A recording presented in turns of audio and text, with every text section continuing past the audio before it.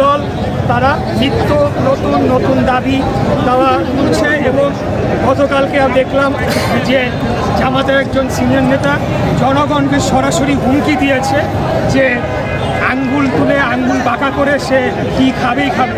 এটা আমি মনে করি বাংলাদেশের জনগণকে সরাসরি হুমকি, এবং এই ধরনের হুমকি ৭১-এর পরাজিত শক্তিরা আজকের দিনে এসে দিতে পারছে, এটা আমাদের জন্য লজ্জাজনক।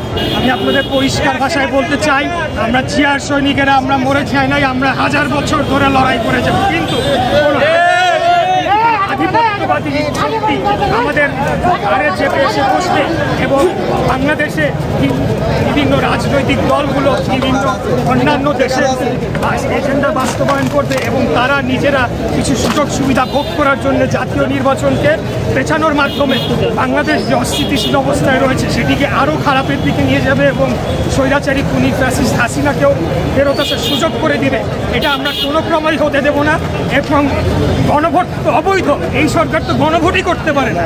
এটা বিএনপির উদারতা যে শেষ মুহূর্তে গিয়ে গণভোট নির্বাচনের দিন করার জন্য রাজি হয়েছে, কিন্তু এই সরকারের গণভোটের করার কোনো অধিকার কোনো সুযোগই নাই। এটা আগে পার্লামেন্টে আলাপ আলোচনা হবে, তারপরে পার্লামেন্ট সিদ্ধান্ত নেবে গণভোটে যাবে কি যাবে না। আর ৪৮টি বিষয়ে কিভাবে গণভোট হতে পারে এটাও একটা মনে প্রশ্ন রয়েছে, জনগণ এগুলো বোঝে না।